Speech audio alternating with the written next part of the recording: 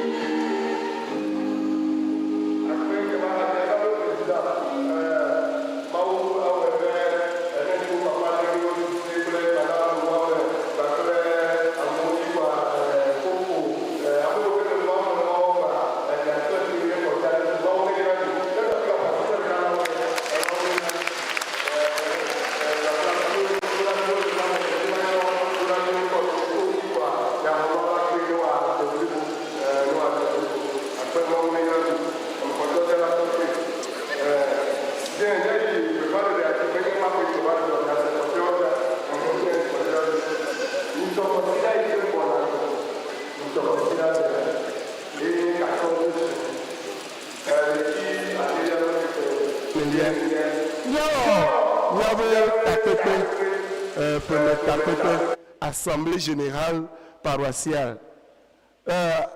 Amareba gbe enuma jijina emenuka enuma jijina miao yoke bala hameno bena miao wedu la noani avie wana mi akonta le fofu e doyo ko wa kema miava mio le subo gomejege ndi gagni et mi ma wele français gbemebe voilà wele gbemebe kema hameno pe de kai mi kata mi adogo enya yo kele mi asia mi agble kema mi de kuku dem na mi be mi anogamedi ne mi awe kaba mi awunu ha kaba le mawu pe pokulote akpe le consider me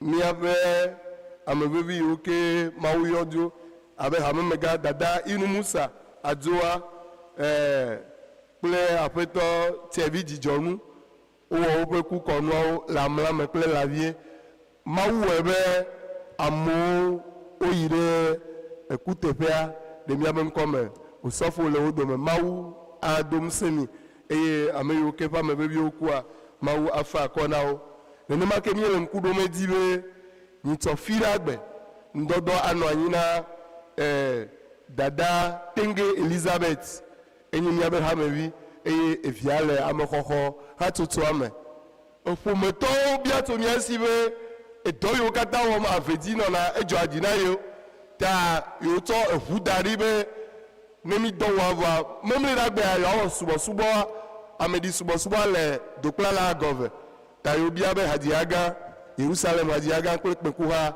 yewoadi ʋu da ɖi na wo be woanɔ yewo ŋuti ava dua me awɔ subɔsubɔ kple yewo hafi yewoatsɔ yewo be amevevia ada ɖe eƒe nɔƒe kema wole mia kpem ɖe eŋuti akpe ame yiwo ke nye ega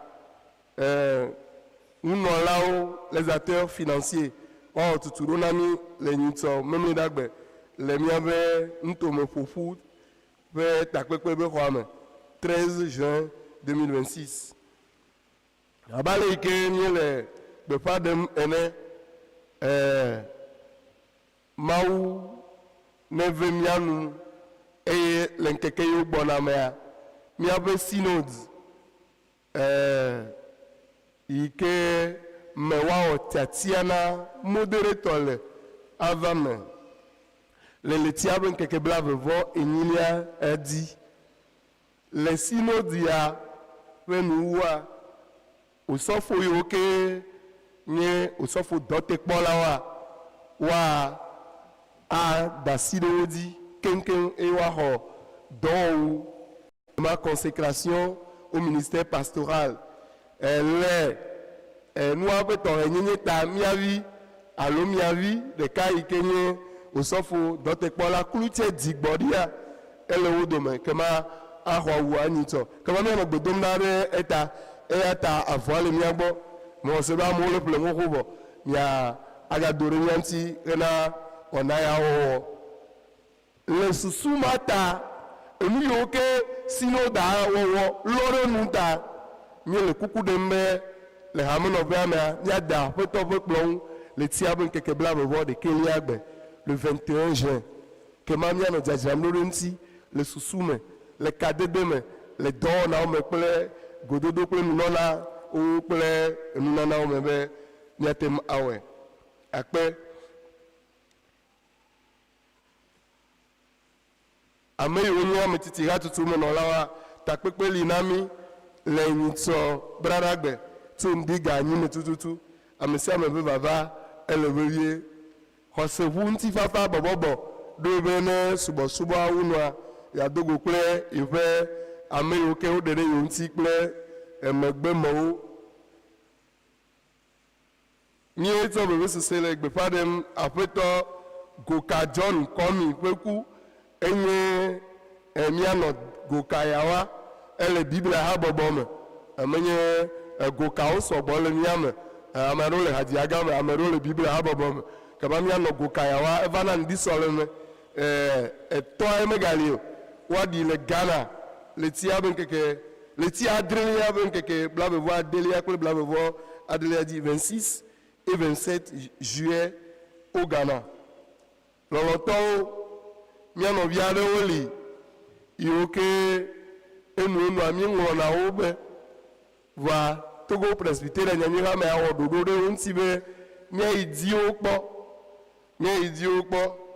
le tia adrelia me ben keke blabevo asike liagbe amia no via wenye ameyo le gahome ne idio kpo subo klio ke ma mi le gbe pa ya de na mi be nya jijajira ro bere yamsi nya ato mi apen na na ove menya vedi ha me no pa de kai ayo sagbado kule apedo ko apere unti le ope equipa me hena inye ape mia idi kple bepa de nya yo kele mia gbo o pe mia no vi messager de la paix to bo no ba du gbedo hozan kple yo le abatame ameno pe ame kema wano fimada penkura bobo menolao nous serons peli nami et on a un séminaire de renforcement de capacité wa le ble comme gars les ti enyile abon keke nele aba se da sie ke le adi enyati enye wo gbemase obi abe mi ado ame tetera instrumentiste amene obe go mo kpoga enye 60,000 bone ha mo no pere ntokpo bo ya do wu ame eneroda kemana America pe ya kotoku ya ton ko ya pe America kotoku ya ton America kotoku ya ton ka vi wa ire da pepe ya kema mi ano gbedom na de ota loloto mi abe judonu no lawo ohun agbale na mi be yo deje si be de tugbe ade olia o da si le suku mti vo mo le do ha sromo kema o do na ne le dukwa me be école de la dernière chance wa otuturo na me yo kenye de tugbe o vevieto o da si le suku mti abo asrodo yo hotuturo ame yo hotu po wi enyi la se pe bla bevo ene obi ato mi asi be mi adegbe pa ya ame yo ke o le no mama me wa va ngolo nko wa ho fiche de renseignement on aurait dit questionnaire de candidature pour école de la dernière chance kema wa ava mia atsenao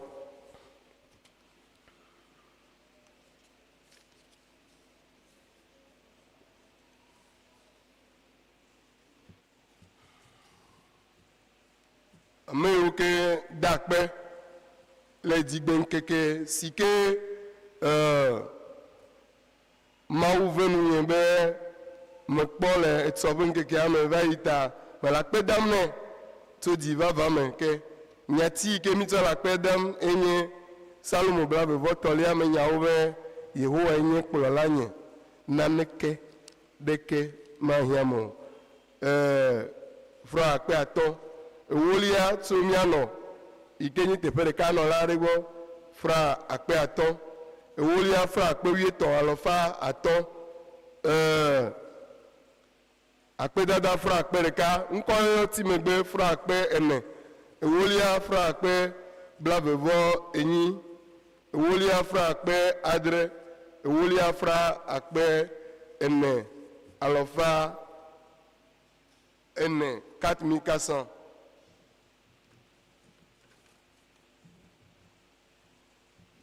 mi ano viaro si oke ome obe ajogbede de o ti megbe ame nyɔnu aɖe etsɔ ebe akpedadava le nkeke ya dzi na gbedoxɔ tutu fra akpebla atɔ 50,000 francs miatɔ ɖeka yi ke nye teƒe ɖeka nɔlawo eyi ke mi tsɔ agbalẽ kotoku ɖo ɖea etsɔ fra akpewo tsɔ de me dɔla nyɔnu aɖe yi ke nye subɔla le gbedoxɔa mea ele ŋɔnɔlawo domea etsɔ fra akpe blavevɔ atɔ tsɔ ɖo ɖa mi hena edɔa dzi ewolia be nkeke ti megbe fra akpebla ene agbalẽ kotoku ku ɖe gbedoxɔ be nkeke anti fra akpe ewo fra akpe ewo bubu eha ele agbalẽ kotokua me bena miatsɔ ade nkekea me nenema ke ame yiwo ke wodi be yobe ŋkɔ ɖe nɔ livre dɔ me kema wova kpɔ mi ame aɖewo na akpe blave ame ɖe ena akpe blatɔ ame ɖe na akpe ewo mawu ne yra mi le via Yesu Kristo ƒe ŋkɔ me miatɔ mi ƒo asi kpe na ameawo ne miatsɔ ado ŋusẽwo.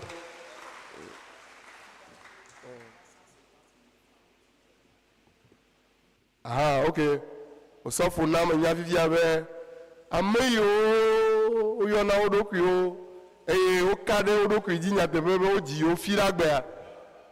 Ame yiwo ke le xɔa me wonya be wodzi wo fi ɖe agbea. Wobe gbedoxɔ dɔa yewo hã yewoawɔ ɖe le me eta wotsɔ 450,000 francs va be atsɔ de agba me. Woyɔna wo be fi ɖe viwo wodzi wo fi ɖe agbe. Wotsɔ 450,000 francs va akpe mawu ne yra mi waga yra mi geɖe le via Yesu Kristo ƒe ŋkɔ me. Amen. Mi de moto ne miado gbe ɖa. Mia mawu kple mia fofo dɔmenyotɔ dzidzɔ wònye na mi be míele agbe ne woyi ɖe fi woɖina ame ɖoa ameɖibɔ mea míaƒe ŋkɔ mekpɔ le kpeawo dzi haɖe vɔa eyi nena mi le agbea dzidzɔ wònye na mi be mi gale gbedoxɔ me le akpe dam na wo ɖe agbegbɔgbɔ nunana dɔmenyo kple dzesiwo ke wɔm le na mi ta mi da akpe na wo azɔ ame yiwo ke tsɔ nuwolia va ame yiwo tsɔ akpedada va ame yiwo mekpɔ ke nu gblẽ ɣa ɖe o vɔa ne di be míayi dɔ dzi na ya na yra mía dometɔ ɖe sia ɖe ne zã do míemlɔ anyia na dɔ dɔlawo ɖo ɖa be woatsɔ nunyɔname tso dziƒo va kɔ ɖe mía dzi yehowa ne mi míabe dɔwɔƒea geɖe ne ti míabe asiwo me ne míatsɔ o mawu gbagbe la ƒe ŋkɔ aƒo adegbe woe nye mawu se míaƒe kuku ɖeɖe eye nawɔe na mi geɖe to ɖe la Yesu Kristo ƒe ŋkɔ me. Amen.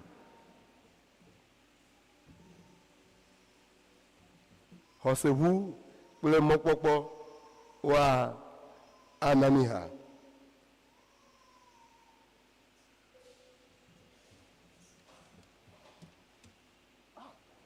Hafi xɔseʋu na edi ha enye dzidzɔ na mi be osɔfo le mía dome. Osɔfo be Sylvestre ele mía dome míatsɔ gbe nɛ ne wòado gbe na mi ne mía ase ebe gbe. Osɔfo akpe.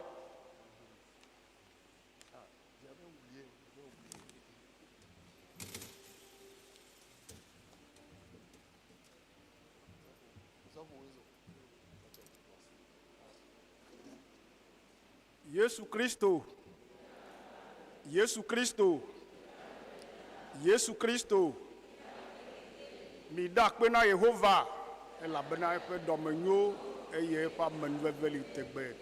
Israel ne gblɔ be ame siwo vɔ̃ Yehova la ne gblɔ be avedzi hamea ne gblɔ tɔxɛ be eƒe amenuveve li tegbe. Nyateƒe nya wònye be Yehova ƒe amenuveve li tegbe na be siwo subɔnɛ le nyateƒe kple gbɔgbɔ me. Mieda akpe na Mawu be eɖe mɔ be egbea miava subɔ kpli mi. Miewɔ dɔ sia ƒe 43 sɔŋ eye egbeawoa miexɔ gbɔɖeme le Kleme Agɔkpanu Sangera nutome. Miefɔ kɔa mieyi tame sẽŋ bia Mawu se be ɖe fi ka miasubɔ le egbe kɔa gbɔgbɔa be yi avedzi kɔa medzi avedzi mɔ. Elabe avedzia ebe se be avedzi la dzidzɔm ŋutɔ elabe avedzi hamea enye hame tɔxɛ le Togo presbytère nyanyɔ hamewo dome.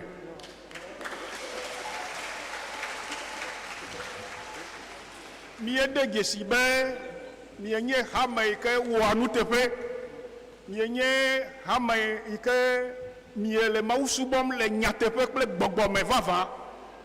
Eya eɖɔ mi ɖa be mieƒu gbedoxɔ nyadri sia gɔme anyi, ewu enu kaka miegbɛ hele asi trɔm le ŋu. Mi menya le si tutu miada kpe na Mawu ɖe miaƒe agbeta o. Nu miabia tso Mawu si nye be ne ʋu dziƒo nu wòaɖuɖu gota kple gbɔgbɔme aɖe mia dzi duu wòagbɔ eme. Mawu ne yra ɖe mia dometɔ ɖe sia ɖe ƒe asinudɔ wɔwɔwo dzi wòagbɔ eme loo. Le nyakpui mea eya nye gbeɖasi yi ke betsɔ vɛ na mi. Miawo le dɔ dzi abɔkadrika na mi loo.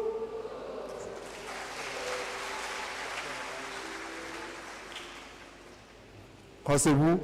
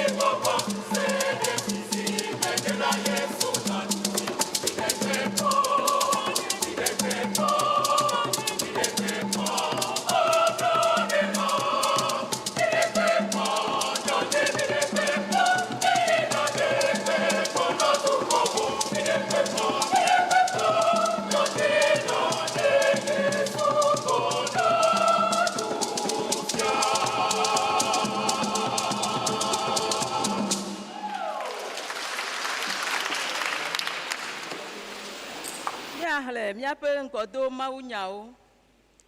Gbãtɔ le Mose ƒe agbalẽ gbãtɔ me. Ta gbãtɔ, kpukpui gbãtɔ va se ɖe ta evelia ƒe kpukpui etɔ̃lia dzi. Evelia le Paulo ƒe agbalẽ si woŋlɔ na Korintotɔwo la me. Korintotɔ evelia, ta 13lia, tso kpukpui 11lia va se ɖe 13lia dzi. Etɔ̃lia le nyanyui la abe ale si Mateo ŋlɔe ene. Mateo ta 28lia, kpukpui 16lia va se ɖe 20lia dzi. Lɔlɔ̃tɔwo mina miado gbe ɖa. Aƒetɔ Mawu, nye le akpe da na wo be ne le subɔsubɔ me kple mi xoxo. Eyiyi la de be miase wo agbenya. Nye le kuku ɖe na wo be nana wo gbɔgbɔ kɔkɔe la mi. Bena ne miese wo agbenya la, míatsɔe ade dɔwɔwɔ me. Míebia sia le Kristo Yesu ƒe ŋkɔ me. Amen. Mose ƒe agbalẽ gbãtɔ, ta gbãtɔ, kpukpui gbãtɔ va se ɖe ta evelia ƒe kpukpui etɔ̃lia dzi. Mele exlẽm le gɔmeɖeɖe yeyea me. Le gɔmedzedzea me, Mawu wɔ dziƒo kple anyigba. Anyigba nɔ nyamaa, nɔnɔme menɔe nɛ o, edzi ɖi gbɔlo, eye viviti do ɖe aʋli gã la dzi. Mawu ƒe gbɔgbɔ nɔ agbasam le tsi gbana la ŋkɔ. Mawu gblɔ be, kekeli ne do, eye kekeli do. Mawu kpɔ be kekelia nyo, eye wòma kekelia kple viviti la dome. Mawu yɔ kekelia be ŋkeke, eye wòyɔ viviti la be zã, zãdo eye ŋke. Eyae nye ŋkeke gbãtɔ. Mawu gblɔ be, dziŋgɔli ne do ɖe tia titina, ne wòama tia me, atso wo dome, eye wòva me. Mawu wɔ dziŋgɔli la, eye wòma tsi si le dziŋgɔlia kple esi le etame la dome. Mawu yɔ dziŋgɔlia be dziƒo, zãdo eye ŋke, eyae nye ŋkeke evelia. Mawu gblɔ be, tsi si le dziƒoa te la ne ƒoƒo ɖe teƒe ɖeka, ale be ƒiƒiƒe nadze. Esia va me. Mawu yɔ ƒuƒuiƒe la be anyigba, ke tsi si ƒoƒu la eyɔe be atsiaƒu. Mawu kpɔ be enyo. Mawu gblɔ be, anyigba ne mie numiemie vovovowo, gbe siwo tia ku kple ati tseku hamehame, siwo ƒe kuwo nɔa tsetia me la, ɖe sia ɖe kple etɔ le anyigba dzi, eye wòva me nenema. Anyigba mie gbefẽwo, nu miemie siwo ɖoa ku vovovowo tɔgbe kple ati siwo ƒe tsetse me ku wole wotɔxɛ, eye Mawu kpɔ be enyo, zãdo eye ŋke, eyae nye ŋkeke etɔ̃lia. Azɔ Mawu gblɔ be, nu keklẽwo ne do ɖe dziŋgɔlia ŋu le dziƒo, ne wòade vovototo ŋkeke kple zã dome, wòanye dzesiwo, eye wòafia ɣeyiɣiwo, ŋkekewo kple ƒewo, wòanye nu keklẽwo le dziŋgɔlia ŋu be wòana kekeli anyigba. Esia va me, ale Mawu wɔ nu keklẽ gã eve. Ewɔ lolotɔ be eya naɖu ŋkeke dzi, eye wòwɔ sɔetɔ be wòaɖu zã dzi. Ewɔ ɣletiviwo hã. Mawu tsɔ wo ɖo dziŋgɔlia ŋu be wòaklẽ ɖe anyigba dzi, wòaɖu ŋkeke kple zã dzi, eye wòama kekeli kple viviti dome. Mawu kpɔ be enyo, zã do eye ŋke, eyae nye ŋkeke enelia. Azɔ Mawu gblɔ be, tia neɖi nu gbagbewo fũu, eye xewo neadzo le anyigba ƒe yame to dziŋgɔli la ŋkume. Ale Mawu wɔ ƒomelã dziŋɔ lolo kple nu gbagbe siwo katã tana le eye wòʋãna le tsime hamehame kpakple xe dzodzoewo katã. Mawu kpɔ be esia nyo, tete Mawu yra wo gblɔ be ƒomelãwo neɖi, wone sɔgbɔ neyɔ atsiaƒu la, xewo neɖi asɔgbɔ ɖe anyigba dzi, zã do eye ŋke, eyae nye ŋkeke atɔ̃lia. Azɔ Mawu gblɔ be lãwo nedo hamehame tso anyigba me, aƒemelãwo, nutatawo kple gbemelãwo. Ale Mawu wɔ gbemelãwo, aƒemelãwo kple lã siwo katã tana le anyigba wotɔxɛ. Mawu kpɔ be enyo. Emegbe Mawu gblɔ be, mina ne míawɔ ame ɖe míaƒe nɔnɔme me, eye wòaɖi mí, ne wòaɖu ƒomelãwo, xe dzodzoewo, aƒemelãwo kple gbemelãwo kpakple lã siwo katã tana le anyigba la dzi. Ale wòwɔ ame ɖe eya ŋutɔ ƒe nɔnɔme. Mawu ƒe nɔnɔme nue wòwɔe ɖo. Ŋutsu kple nyɔnu wòwɔ. Mawu yra wo, egblɔ na wo be, midi ne miasɔgbɔ ayɔ anyigba la dzi, eye miakpɔ ŋusẽ ɖe edzi. Miɖu ƒomelãwo kple xe dzodzoewo kpakple lã siwo katã zɔna le anyigba dzi la dzi. Mawu yi dzi gblɔ be, kpɔ ɖa, metsɔ nu miemie siwo doa ku le anyigba blibo la dzi kple ati siwo katã tia ku la na mi, ne wòanye miaƒe nuɖuɖu, ke gbewo kple amagbewo katã nanye nuɖuɖu na anyigbadzilãwo, xe dzodzoewo kple nu gbagbe siwo katã tana le anyigba la. Ale wòva me nenema. Tete Mawu kpɔ be nu siwo katã wòwɔ la, eye wòkpɔ be wonyo ŋutɔ. Zã do eye ŋke, eyae nye ŋkeke adelia. Ale Mawu wɔ dziƒo kple anyigba kpakple nu gbogbo siwo katã le wo me la wu nu. Le ŋkeke adrelia gbe la, Mawu wɔ eƒe dɔwo wu nu, eye wòdzudzɔ eɖokui tso dɔ siwo katã wòwɔ la me. Ale Mawu yra ŋkeke adrelia, eye wòkɔ eŋu, elabe esime wòwɔ eƒe dɔwo katã wu nu vɔ la, eya dzie wòdzudzɔ le. Amen.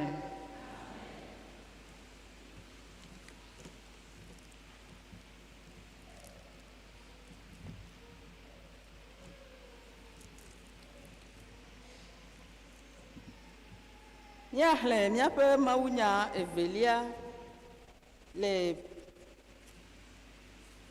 Paulo ƒe agbalẽ si wòŋlɔ na Korintotɔwo la me. Korintotɔwo evelia.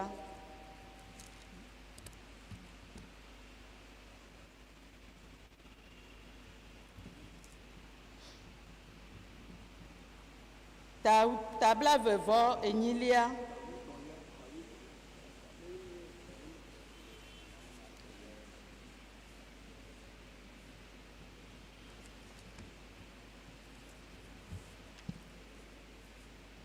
Míaƒe mawunya evelia le Paulo ƒe agbalẽ si woŋlɔ na Korintotɔ la me, Korintotɔwo evelia, tawi etɔ̃lia, kpukpui 11lia va se ɖe 13lia dzi.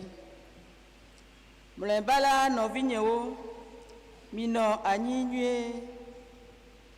miɖɔ miaƒe agbenɔnɔ ɖo,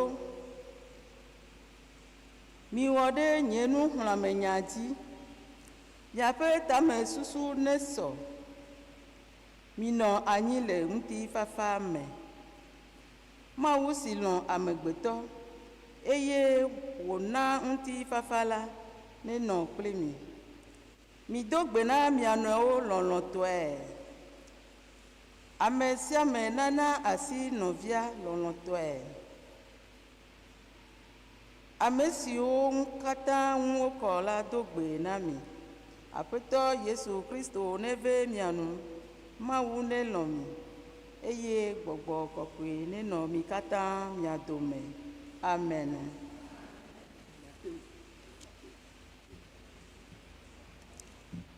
Míaƒe mawunya etɔ̃lia, nyanyue la abe ale si Mateo ŋlɔe ene.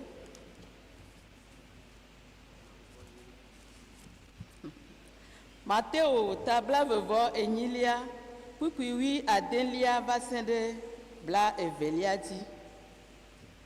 Azɔ nusrɔ̃la 11 yi Galilea ɖe to si Yesu fia wo da ɖi la dzi. Esi wokpɔe la, wodze klo nɛ. Ke ɖikeke nɔ wo dometɔ aɖewo me. Yesu te va wo gbɔ, ƒo nu na wo gblɔ be, Mawu tsɔ ŋusẽ si le dziƒo kple anyigba dzi la katã de asi nam. Eya ta miheyi ɖawɔ dukɔwo katã woazu nye nusrɔ̃lawo. Miade mawuti ta na wo ɖe tɔ la kple vi la kpakple Gbɔgbɔ Kɔkɔe la ŋkɔ me. Miafia wo bene woawɔ nu si katã meɖo na mi la dzi. Kpɔ ɖa, nye la mele kple mi ɣe sia ɣi va se ɖe xexea me katã ƒe nuwuwu. Amen. Míayi míaƒe subɔsubɔa dzi kple ha. 231, kpukpui gbãtɔ kple evelia. Miheyi ɖawɔ dukɔwo woanye nye nusrɔ̃lawo. Ha 231.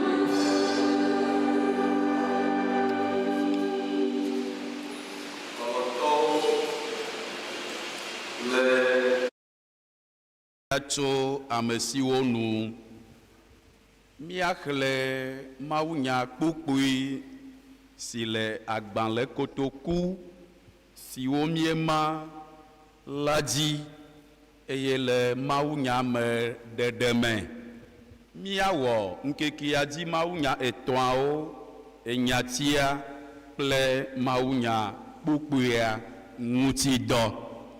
Psalomo bla atɔ̃lia ƒe kpukpui 14.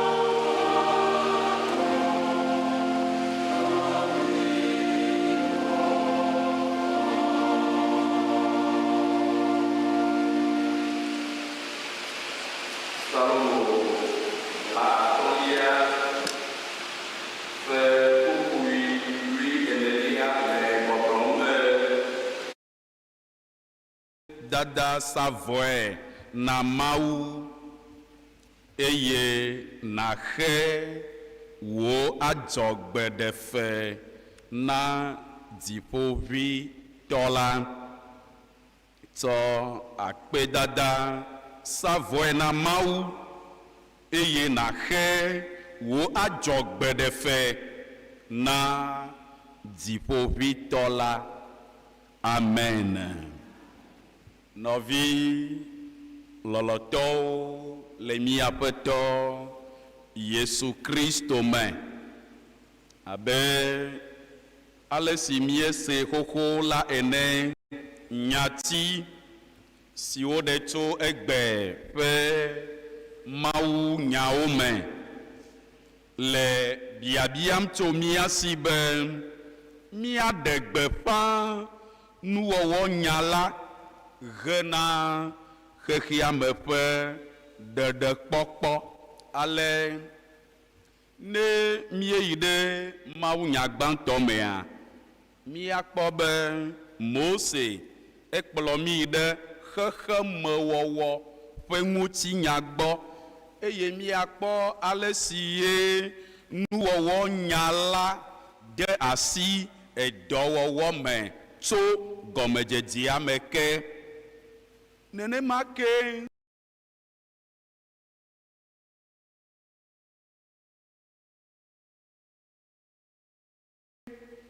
biabia aɖewo siwoe enumekulawo wɔna na wo ɖokuiwoa, míakpɔ woƒe ŋuɖoɖowo le mawunya gbãtɔ me. Biabia siawoe nye be afi ka xexea me dzɔ tso eye ame ka nye xexea me wɔla.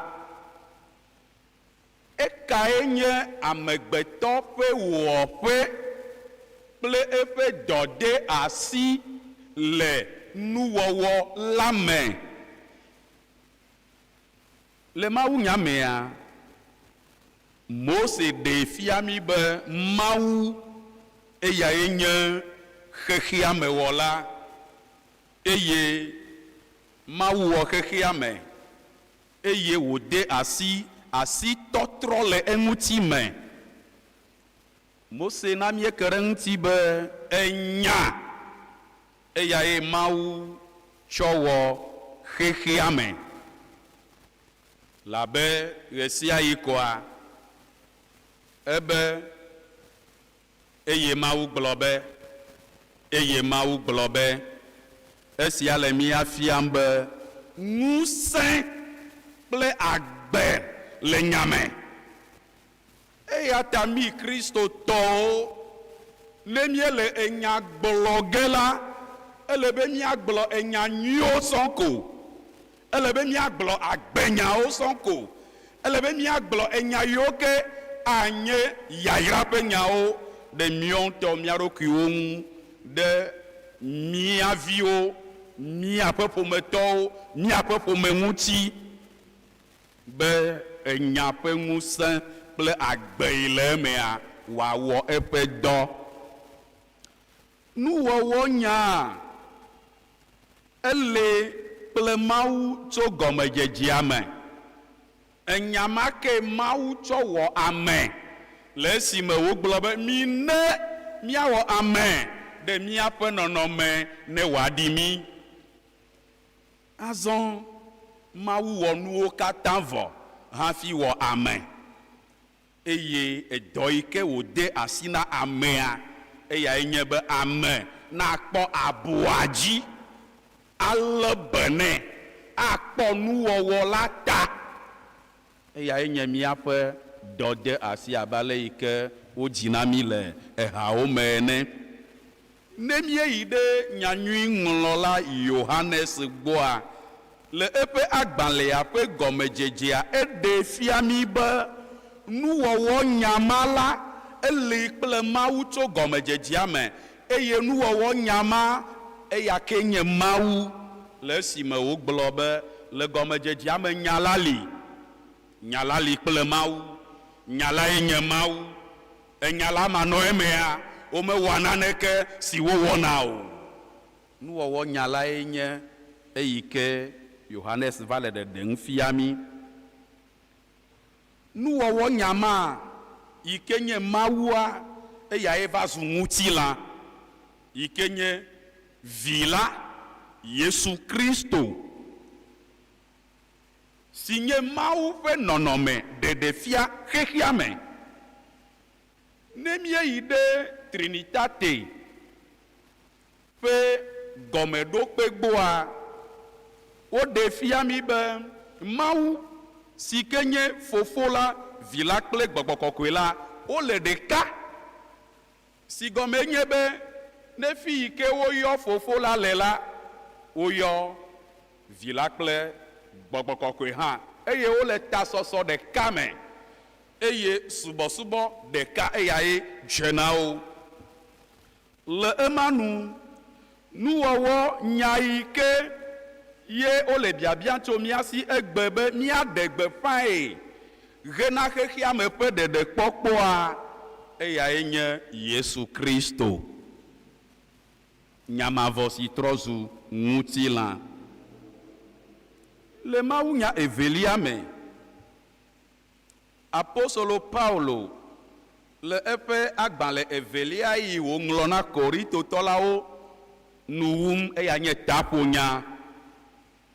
Le ɣeyiɣi ma me, nanewo nɔ dzɔdzɔm le hamea me le afi ma. Woƒe ɖewoe nye be Paulo ƒe apostolo nyenyea ege ɖe xaxa me wobe awoea womate ŋu yɔ be Mawu ƒe amedɔdɔ o, womate ŋu yɔ woea be apostolo o. Le ɣe ma ɣi me hã enu dada fiafia le gegem ɖe hamea me. Ale Paulo le afɔ ɖom afɔta na kristotɔwo be woanɔ te sesie.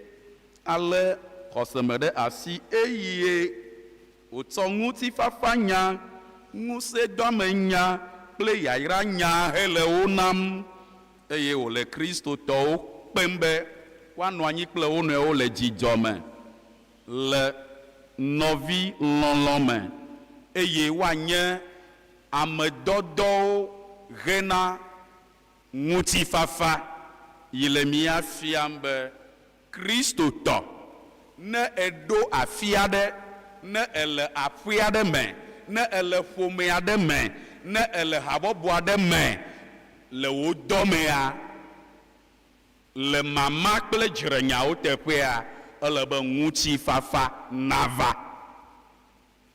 Telle est notre mission aussi.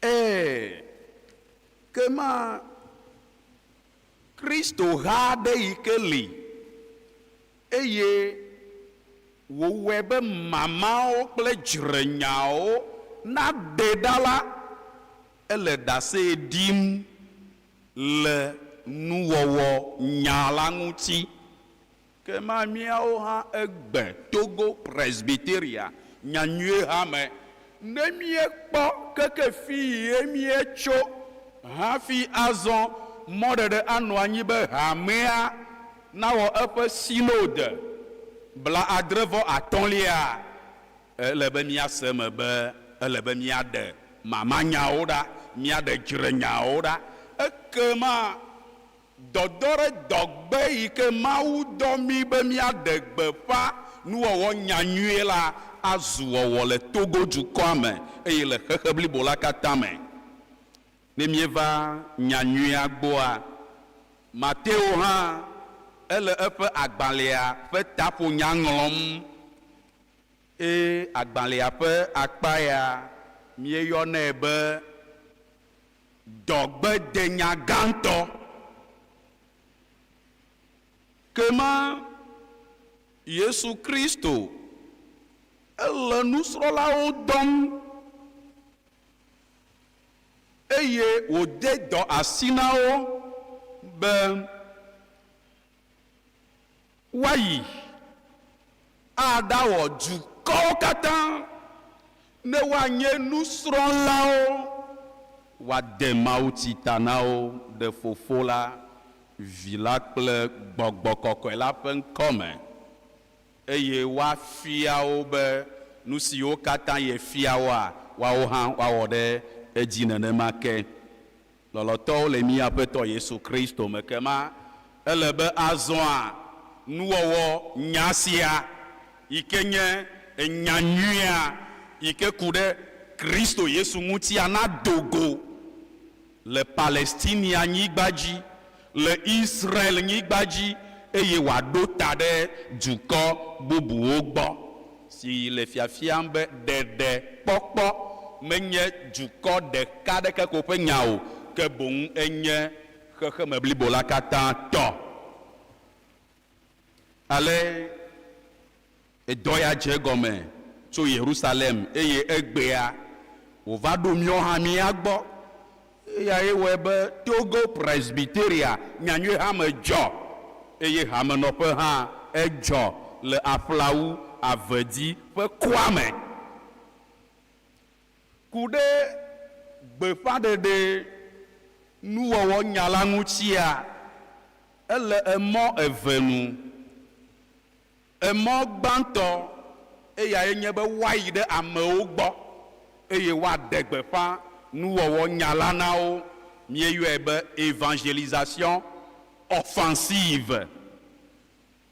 Kema wole mía dɔm be míayi ɖe ame bubuwo gbɔ, míaɖe gbeƒã nyanyuia na wo to míaƒe agbenɔnɔ me abe kristotɔwo ene.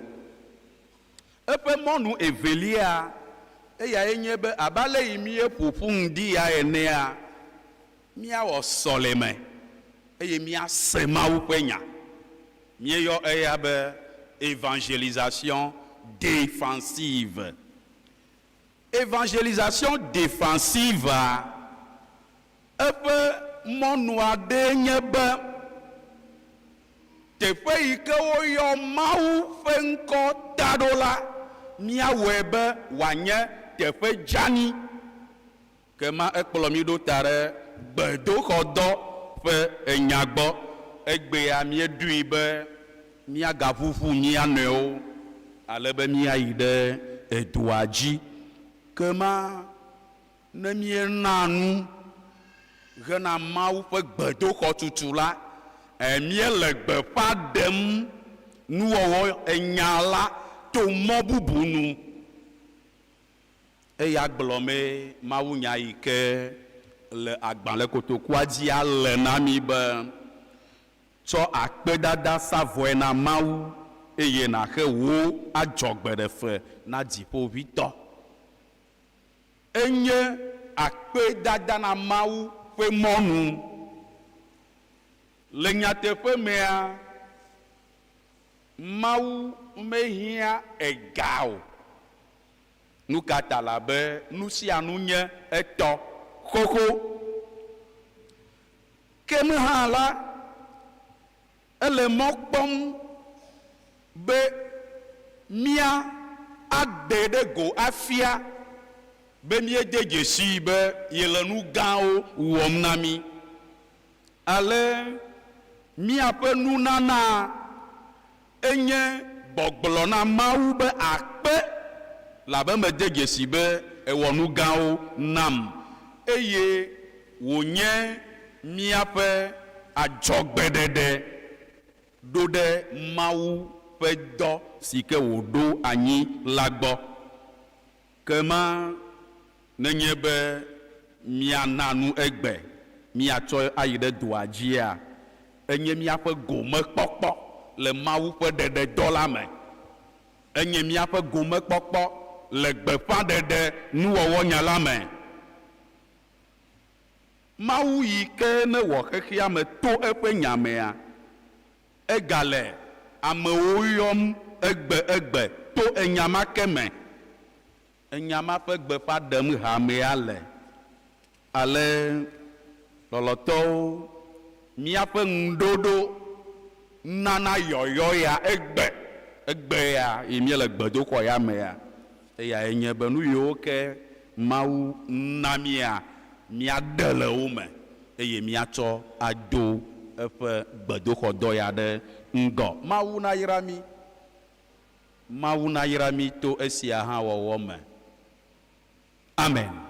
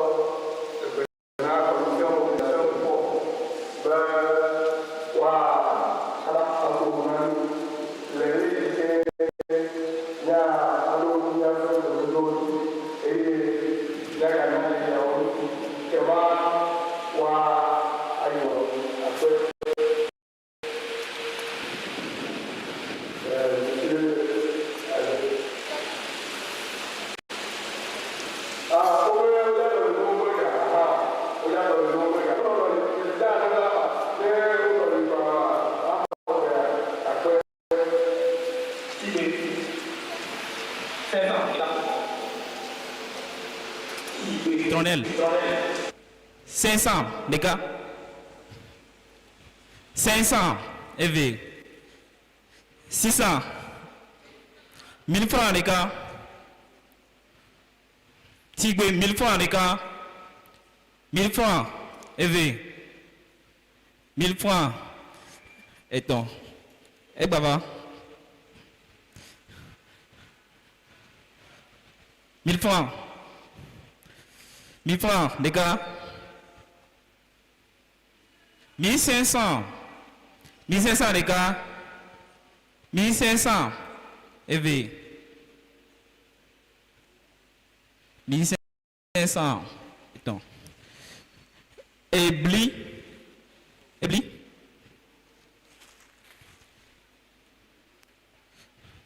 Ebli Eidi. 1000 francs, les gars. Ebli. Est-ce que 1000 francs, les gars. 1000 francs. EV. 1500, les gars. Ebli. 1500, les gars. 1500. EV. 2000. 2000, les gars. 2000. EV. 2000. Attends.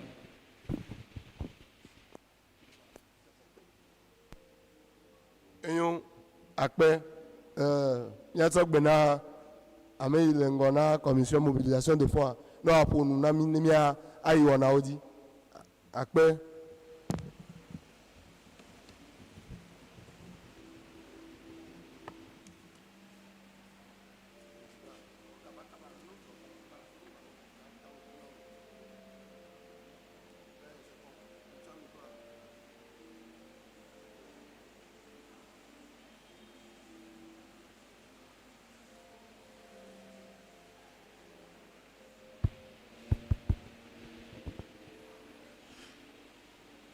Milawelo, milawea. Milawelo, milawea.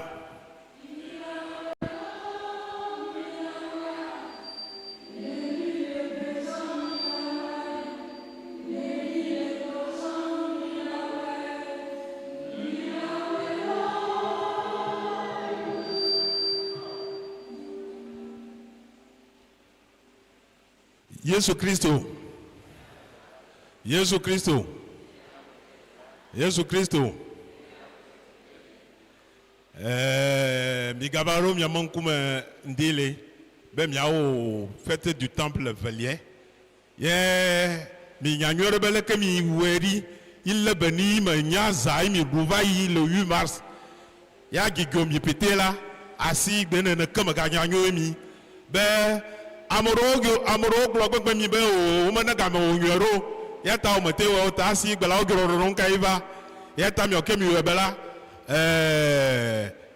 amo na sugoro mi an ne amerike mete weba yore asi egbe yere amasi amana o gbe ye mele ga me home ga nya gbolo na ne ke gbe nya la me sa me sikore ni jagba we me ne ke mo nko ninu agbale garama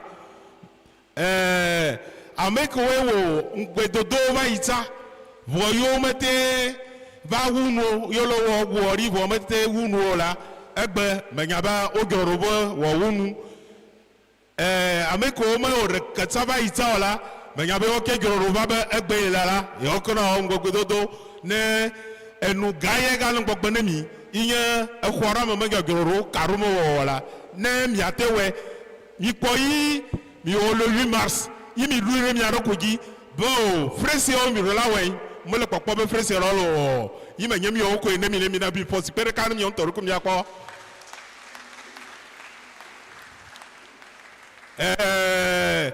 dogi jana be paso e glova yi be haji haga to akpalo fadre ple ewo kove be onikode edoroma akpere mi o le do gbo kwa gbo me o glo kebe tutu kpantɔ yi o tsɔ bɛ wo kpɔtsɔ bɛ bɔ mɛ de kubi fɔsi gba ɖa kana wɔna mi akpɔ la o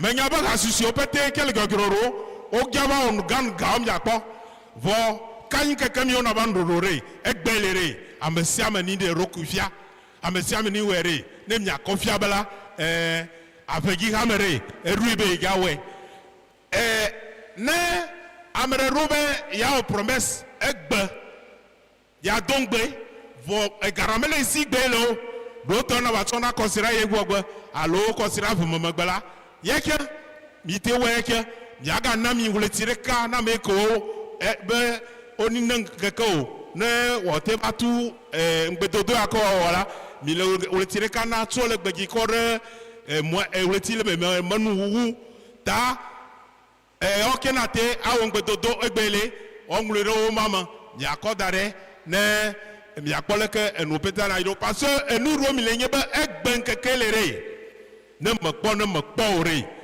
ye nye nu million me wo egɔme nu ye le ŋgbɔgbe ne mi la karo me wɔwɔ ekawo me dɔdɔ egɔme be kawo karo la anyigba la wo la do kawo ka ya wo karo la anyigba egara pete le million bla tɔ vɔ ɖeke donc vɔ miɔ ɖaka ele ro eyiwo mi wɔ be ke mi wɔ ke le wɔ mi ma te ge ezi ɖe mia gi enu ta la eta mi gblɔ be gbe la ma ko agbara kɔ da ɖe didiƒe ke o yeta mi kɔ ɖe million me wo pɛ me niveau vɔ ne mi gakpɔ wo mi ke la de ko me de mia mpete dzi be ne mia te wo dɔ la kama kama ta kpe ne mi miɔ gbɔ dɔ gbe akpe ne mi lo.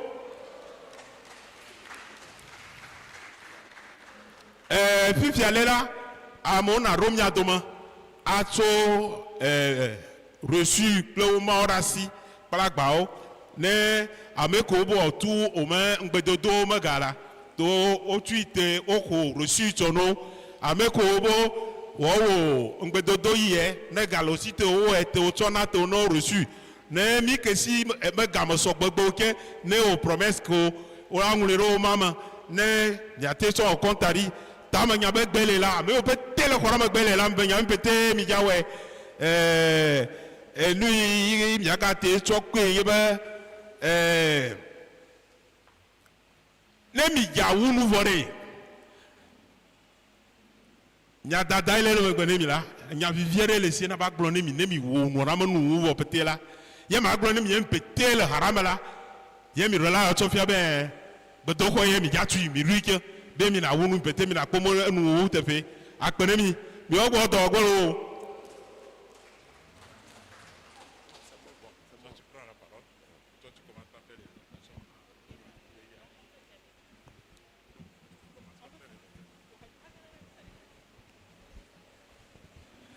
Me ɖe kuku ka yi mi ayi dzi ɖe hadzi hagawo me ɖe ku mi ne ha ɖeka mi akɔ ato nɔ ɖa dzi le o akpe ne mi. Merci. Oui, allez-y, s'il vous plaît.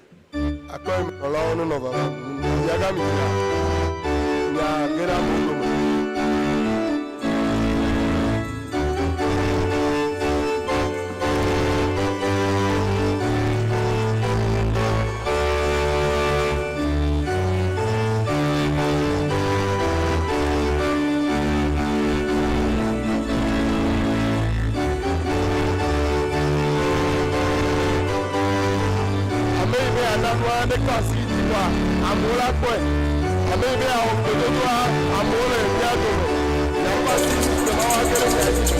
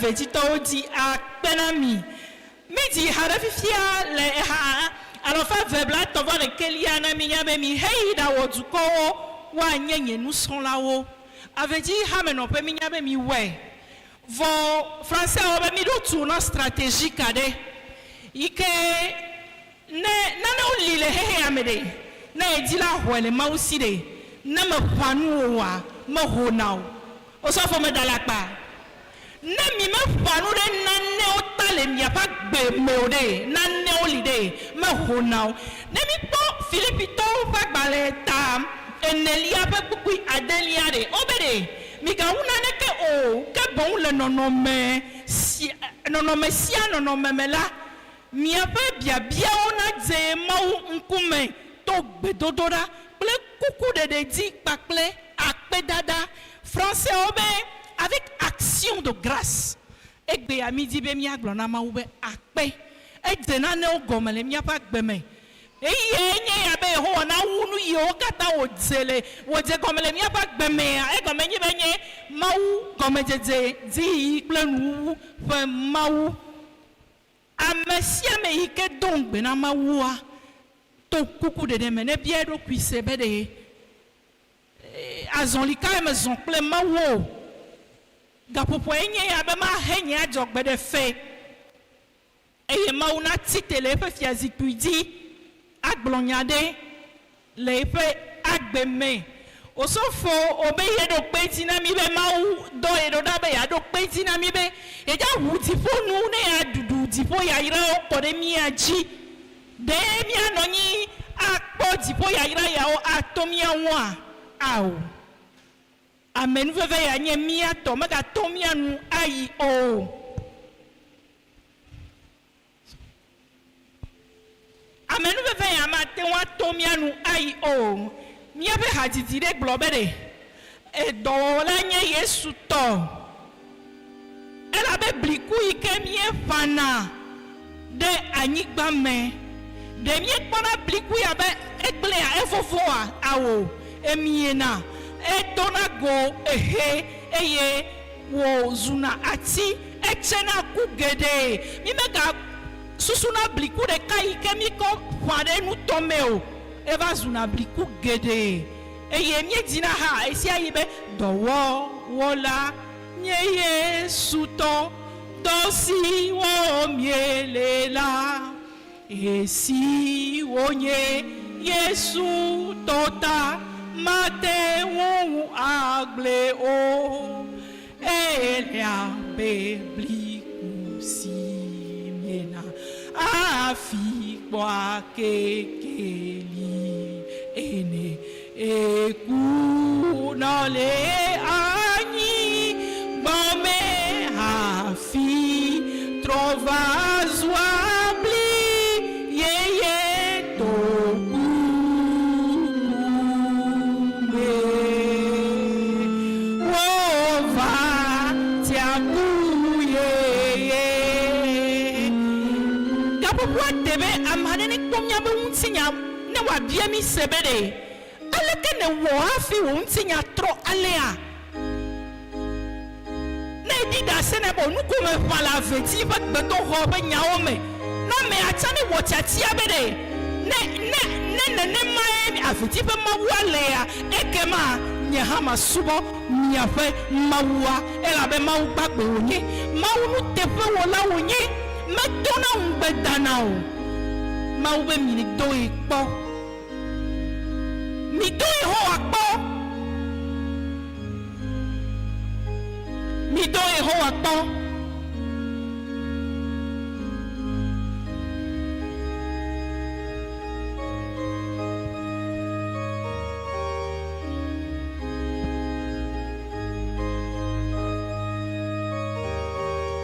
mekarete mene mi tsɔ mikro na ame geɖe le gbedoxɔ ya me tso ema yi ke mieɖo gbedoxɔ ya ƒe dɔ anyia ame yawo katã le nu ƒãm ɖe gbedoxɔ ya ƒe dɔwo mea enuwo mele miaɖi ɖase na mi o ɖaseɖiɖiwo sugbɔ mawu le amewo ƒe ŋutinya trɔ mawu le amewo ƒe nɔnɔmewo trɔ Demia no nyi bene tomia mwaya. Awo. Blonyade na maule gapopo ya me. Eso bebe ya tro untinya.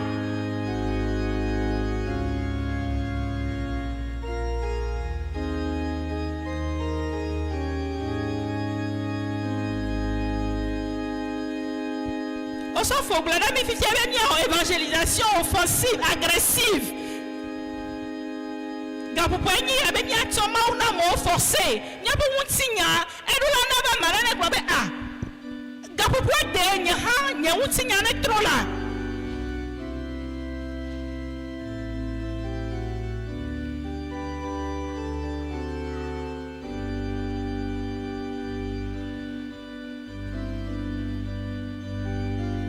Ma ou fait doa lolo.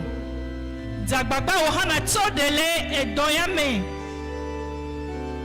E doa ekme e lolo.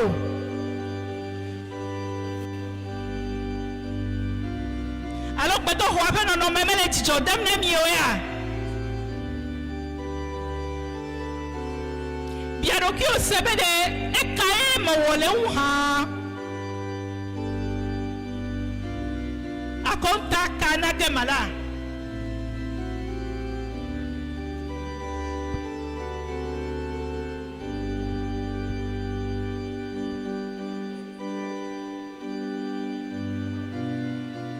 Amenu veve hei yenyisia. De manonyi va menu veve ya ne tu nye ba ya. Au.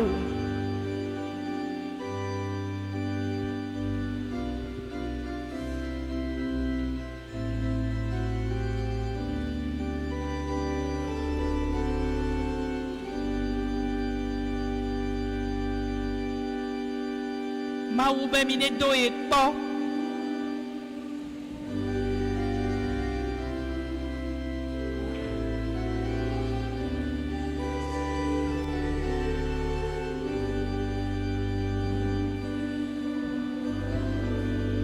Tu as tué Yehowa zraro dinami. Gawe yawe Yehowa wanami. Esok bebe ya tomya pak baokata nami. Demie susu ibe matem ko agbasi a oplemi wa. Ya be ma wasop bebe ya.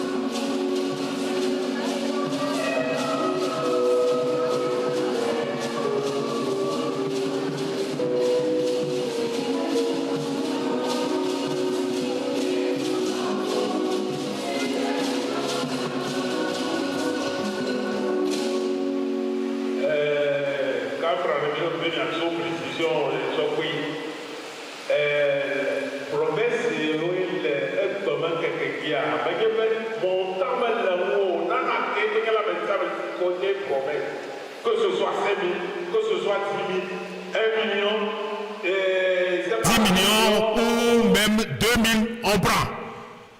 Donc, namrebe yao Timoni, alo yasa, niblo miacho, sentas soni, bate, yas, alo, flous.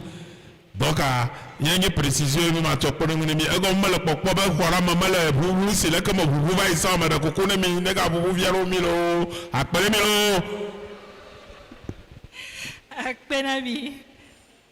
mia ben numéro yas ple fluso ha le ne midi be mia o transfert au sogbe mia to gale mia dome ne midi be e gamale mia si egbe o vo mi nya mene wetrikua ma ho wetrikuku ga ahefe mia tewa adongbe ne mia ba hefe ale consider the cas alo evemegbe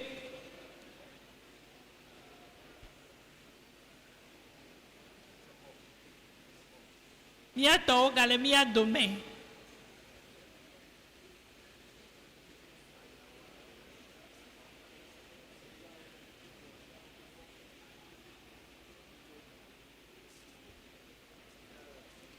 akpena mi ya irapa hufa fe ne dza ne mia pe nu papa wa de mau gbo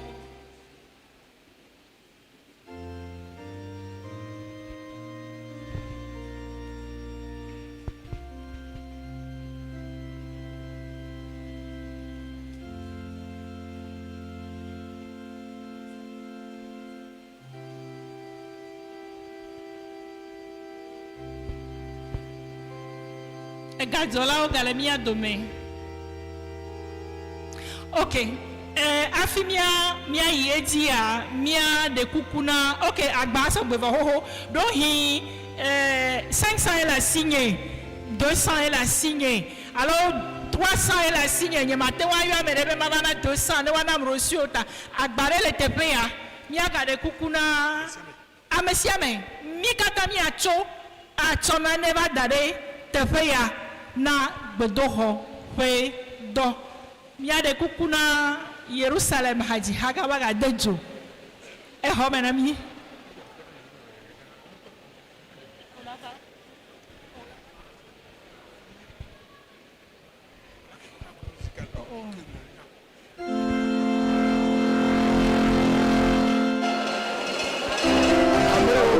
nu wɔ promesse a ɔbɛ nyaba nam na gba me kɔ miakpa Yerusalem miakpa Yerusalem bɛ bɔ mi nɔ ha dzi na mi.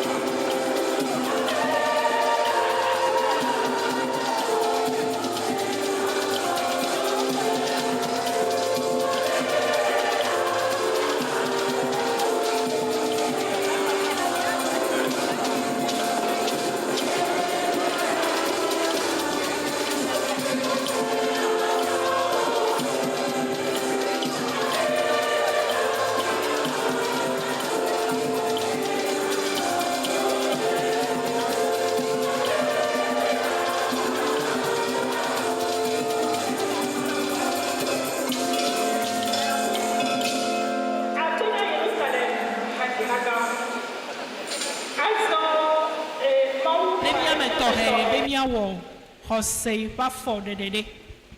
Medi be ame aɖewo le xɔ ya me woado Mawu kpɔ. Medoe kpɔ. Menya nya yi gblɔm mele na mia. Medi be ame aɖe hã ne wɔe kpɔ. Ame aɖe ne do Mawu egbe 7 juin. Mia ƒe hamevi ɖeka ebe yi do Mawu kpɔ. Mawu meble yi o. Medi be míaƒe xɔse ne changer de niveau. Míaƒe xɔse ne ɖoliɖoƒe le avedzi tome. Meɖo nuto ɖe me ɖe, meyi tsɔ xɔ me le nuto ɖe me ɖe, mekpɔ gbedoxɔ ɖe. Ya mebia be mekae tu gbedoxɔ ya hã? Wobe amedzro ɖe tso Ghana va edua me Togo du me, eva dɔwɔƒe. Ya wokpɔe be gbedoxɔ mele dua me o. Ebe o, leke gbedoxɔ mete nɔ du ya me ɖo o. Ya wotso be yie ɖeka ya tu gbedoxɔ na Mawu. Menye histoire ka mele na mi o, se enya nyi wonyi dzɔ. Ya wotso eɖeka tso woƒe gome ga etu gbedoxɔ na Mawu. Enya yi gblɔm mele na mia. Malamli mati na mi. Ne mi kpɔ nene ƒe ŋutsua ƒe viwo kple ƒe dzidzimeviwo ne kpɔ ƒomea egbea abia se be ɖewo tɔgbiwo sa sika ɖe yia alo nu kae nye amlima yi wo tɔgbiwo ti hafi ƒomea ƒe ŋutinya nyɔ alea. Medo Mawu ya kpɔ. Menya nu yi wonye.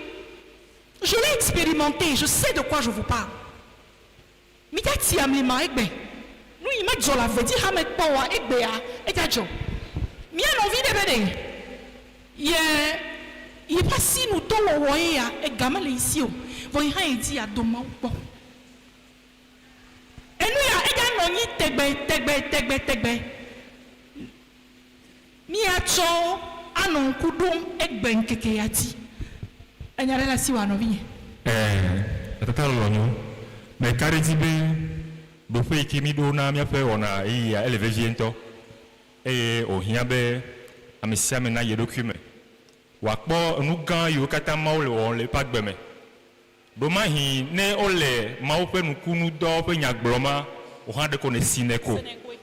Vɔ mate ŋu ka ɖe dzi nɔ be nenye be ne ƒo asi kpɔ, nenye be ne ɖo eyi ke me ne kpɔ be evɔ na yi keŋkeŋ, vɔ Mawu ɖe wò to le mea, mate ŋu adzudzɔ akpedede ne gbeɖegbeɖe o. Kema ehiã be Mawu ƒe gbedoxɔ be tutu ƒe dɔ yi ke gblɔm mi lea na yi ɖokuiwo me. Nukae ne dzi be ehã yatsɔ awɔ dzesi anye amlimanu yi ke atsɔ da akpe ne Mawu eye le agblɔe be yenya be geɖe wu nu yiwo me ate ŋu ku le bɔ kakake na yi le agbe yeƒe dɔwo ɖu ya ɖe eye na yi eye xɔse ga le esi be yema ƒam le eƒe aƒe me eye wòatsi ye ŋuti o ta la dzawagba be wɔna yi ke míawɔ fifia la megato ŋuti o nye ame yi ke na xɔ akpa gãtɔ ale me. Akpɛ mi ɖe kuku be enu ya tableau ye amea medza xɔe dzo o mi la tsɔ ɖe osɔfo ƒe bureau. C'est un tableau que nous allons laisser au bureau du pasteur. Anye Nkurudi egbe 7 juin ŋuti. Mi me le fefe mo mi de kuku. C'est très sérieux et c'est très prophétique. Mawu le ya tsi amlima egbe le 7 juin. Medo Mawu ya kɔ megblɔ na mi.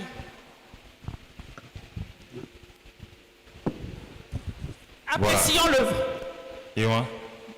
Mianɔ yɛ be asin dɔwɔ eƒe me tso nue ma ebe yatsɔ do Mawu ƒe gbedoxɔ ƒe tutu ƒe dɔ me eya nye eƒe dɔ wɔɖui ale yi ke wotɔ na asi le foto ŋuti wònɔna tableau dzi nyi egame le esi yatsɔ va do gbedoxɔ dɔ me vɔ gake nu yi ke yetsɔ va atsɔ do edɔ me yi kema míawo ya míaƒli ne ga yi ke ne kpɔ be yatsɔ do Mawu ƒe dɔa mea na yɔe ɖe ta. Azu ya rana o. Easy. Et il dit 100 000. 100 000 francs. Mi de coucou, c'est très prophétique. Mi me le fait mo. C'est très prophétique. 100 000. Enyo le meo. Ne dit be yaɖe adzɔgbe ɖe medo mawu ya kpɔ menyanya yi gblɔm mele na mia medo kpɔ menye gɔme nyi be naxe 100 000 le gbedoxɔ megbe o ate nɔ promesse yiwo ke woaxe avant le 30 juin me míanɔvia ƒe asinudɔ wɔ ma wo ɖeɖe go ke ma míaɖe adzɔgbe nenene ke ne ti be aƒlea nu eyi dzi 100 000 avait dit 100 000 hadzihagawo ate xɔe mɔkpɔ ate xɔe sɔhewo ate ŋu axɔe nene groupe musical miate xɔe abe hatsotso ene ça restera gravé dans l'histoire be hadzihagawo ƒe action eya ele wo sɔfo ƒe bureau éternellement eyi dzi 100 000 ame ke ƒe yeaʋu amewo kpɔ ne yɔga xɔse ƒe nya ye mina mawu ne ʋua le ƒe fiazi dzi wòage ɖe míaƒe aʋawo me na mí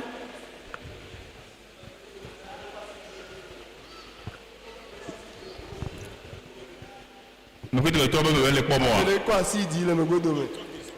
ok amewo be mebe le kpɔm yi o esia nye adzɔgbeɖeɖe yi ke awɔ wobe yayra matiti o eyi dzi 100 000 ame ka ŋuti wole nene yi ke le asi wokɔ ayɔ 200 000 mawo yra o 200 000 miate ŋu xɔe abe hadziha ene miate ŋu xɔe abe individu ene action prophétique 200 000 200 000 wo xɔ se eye aɖe o womeƒana le mɔ ƒe aƒe me mina mawu ne ʋua le ƒe fiazi 200 000 mawu ne tso le ƒe fiazi dzi ne wòage ɖe aʋa me na mi la ame ka ŋu wole avait dit 200 000 menye be natui gbe kokoko 200 000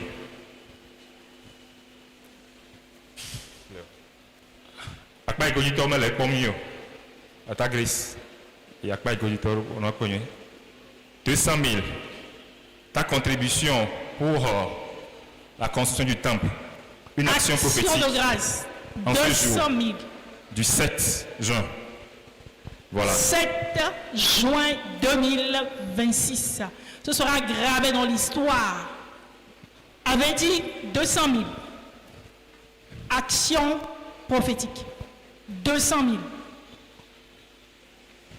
Omekagoma va 200 000 ok c'est bon 200 000 les cas 200 000 les cas 200 000 éveil o adzɔgbeɖeɖe na gbedoxɔ ƒe dɔdzi 200 000 étant akpe akpe na mi merci beaucoup merci.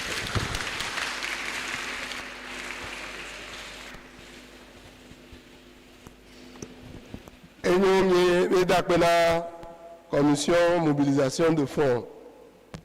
Enu yiwo ke mi ƒoƒu le nkeke adia eyiwo va kɔnta ɖo mía gbɔ nye silver collection kple agbalẽ kotokuawo anu yiwo ke nye nugbedodowoa woava gblɔ wo na mi emegbe ame yiwo nye kuɖaviwoa ƒoƒu fra akpe blaeve adre alafa anyi bladre atɔ 27 875 francs woawo nye ame adreliawo ne dɔ ŋƒo asikpe na wo nyankuraje kuɖaviwo woawo nye ame adreliawo ame adeliawo nye ame yiwo ƒoƒu fra akpe 36 375 francs woawo nye dzoɖaviwo ŋƒo asikpe na wo tsa ame atɔliawo wodzɔ fra akpe blatɔ̃-vɔ-nyi 38 000 woawo nye kɔsiɖaviwo ame neliawo wodzɔ 39 100 francs plus 10 Ghana cedis woawo nye memleɖaviwo ame tɔliawo wonye ame yiwo dzɔ 56 450 francs woawo nye fiɖaviwo ame eveliawo wodzɔ 58 350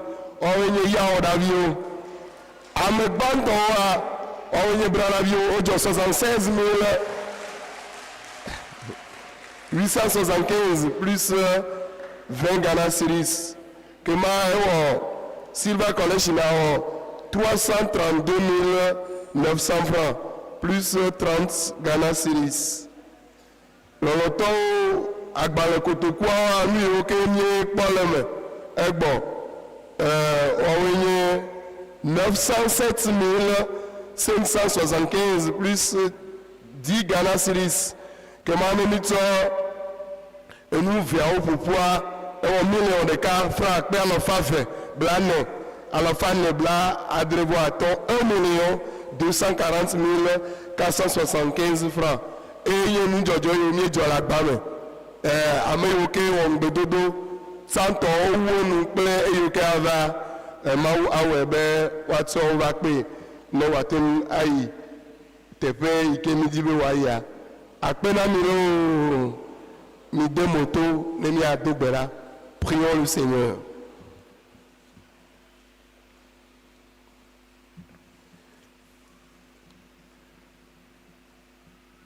Mi amaou ble mi afofo.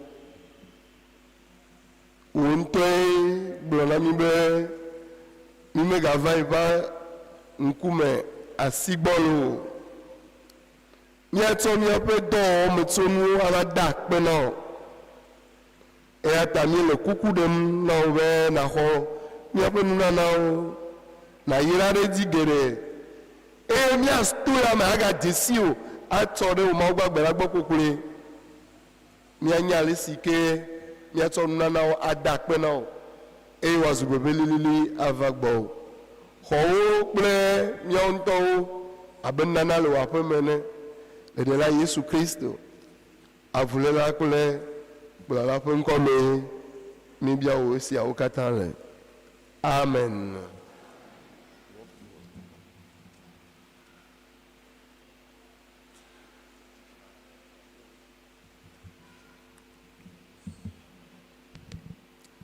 Mia ayi miaro kio me kple ha alafa ene bla ade vo adrelia epe gbedibi a miati epe kukui banto efelia kple etolia ekema mia ato gbeda ga alafa ene bla ade vo adrelia nye mawu fofo mesi wom amesi lem da si nous nuit le titre à signe be awo wonyati beaucoup ibando evelia ple etolia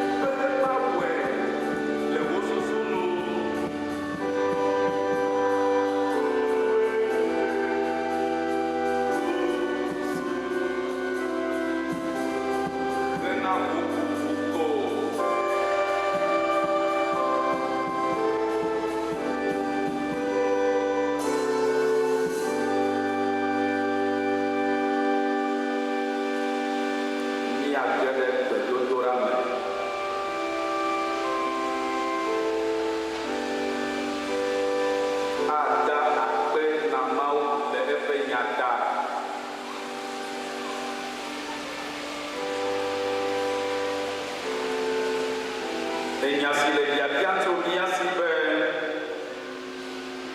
mia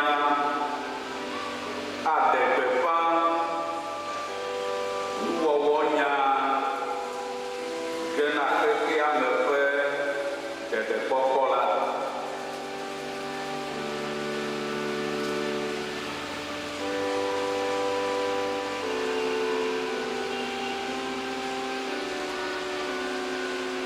Aƒetɔa ne dɔ miaƒe agbenɔnɔ zɔzɔmewo ɖo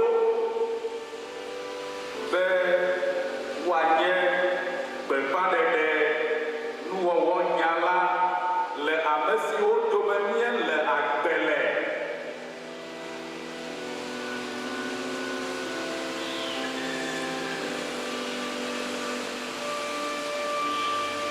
Mianye ame dɔdɔwo hena ŋutifafa le afi sia afi.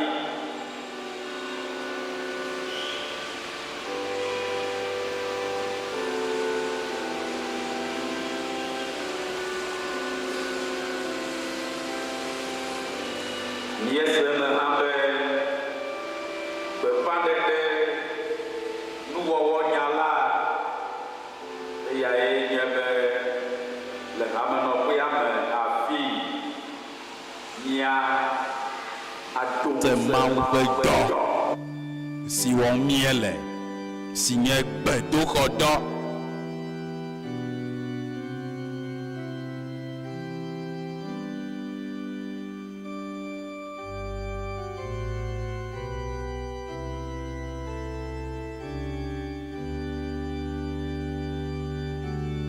Mawu na gaʋu dziƒo nu na mi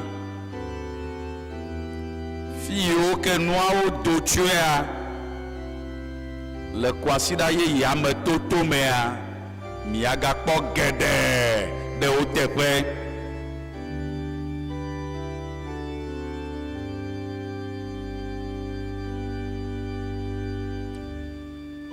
Mawu ŋusẽkatãtɔ wo si nye gɔmedzedze kple nuwuwu míele akpe dam na o le wo nya si nètsɔ na mí egbea la ta. Eɖee fia be ne le dɔdzi tso gɔmedzedzea me ke egbe ne le míawo hã dɔm ɖe dɔgbe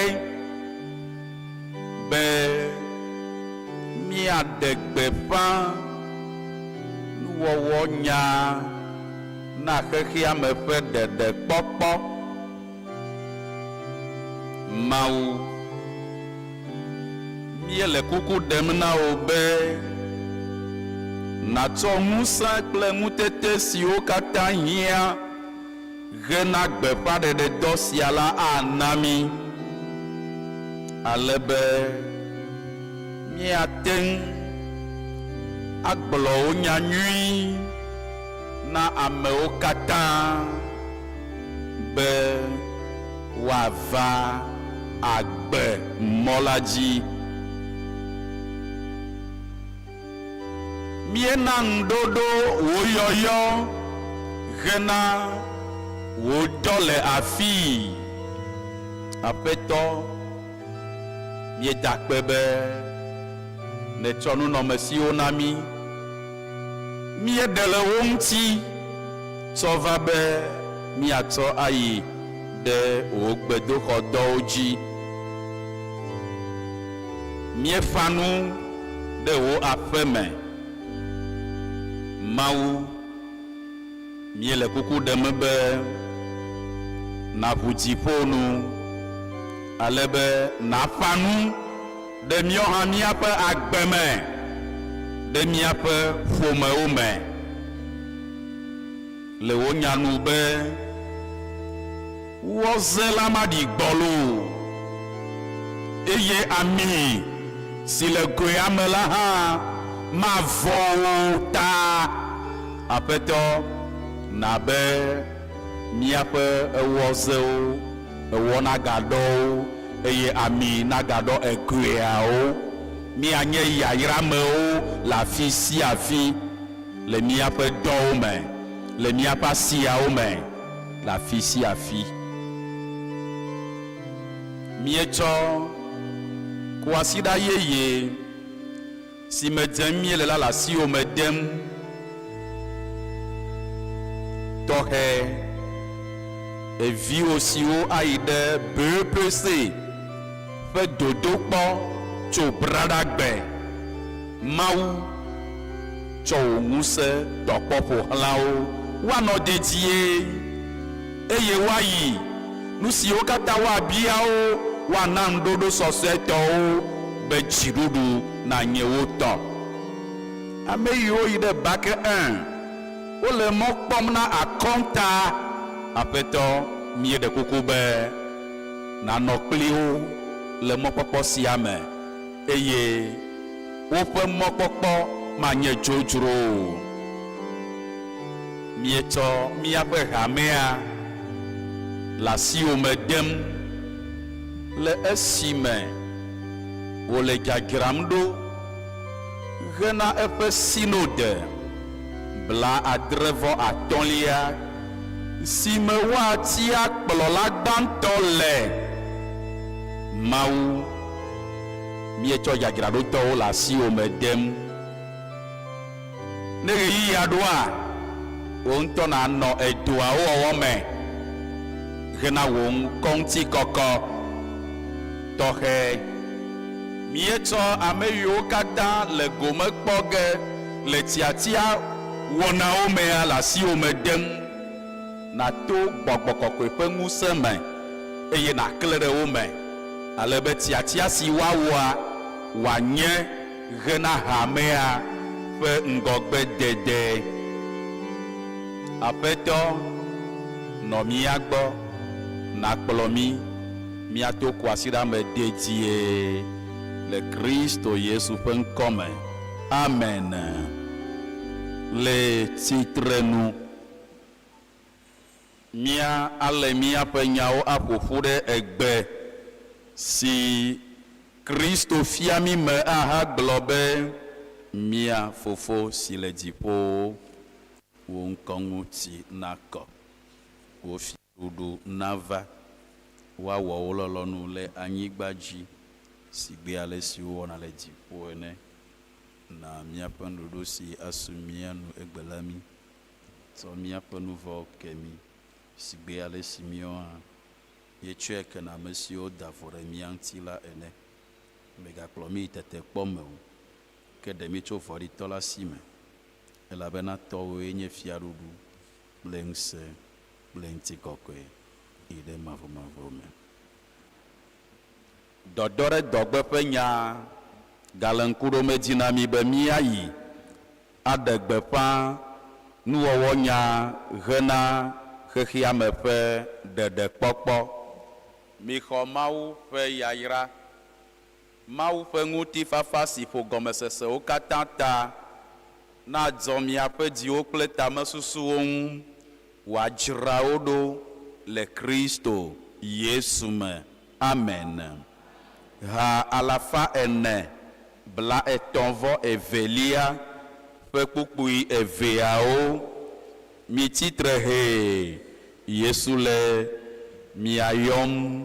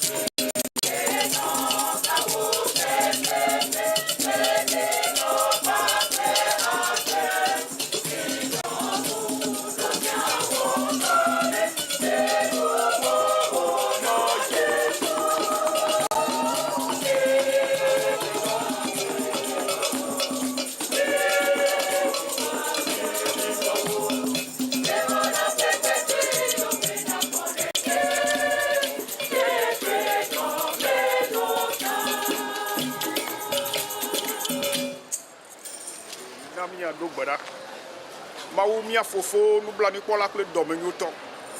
Bubu kafukafu kple ɖoɖo ɖe dzi tsɔ mie le na wo. Elabe hafi míadze mɔ la míebia ta wo se. Eva nɔ mía dome exɔ ŋgɔ xe megbe ekplɔ mi ye gakplɔ mi gbɔe. Ɖe mɔ be nuku si ne to wo dɔ la dzi fa la woaƒo ke woamie eye woatse eƒe kuwo hena wo ŋkɔ gã ƒe bubu. Azɔ yra ɖe kekea dzi eye nàyra ɖe hame sia dzi wogakpɔ tsi ɖe dzi le gota kple gbɔgbɔ me. Míebia sia katã wo le viwo Yesu Kristo míaɖela kple avuléla ƒe ŋkɔ me. Amen. Amen.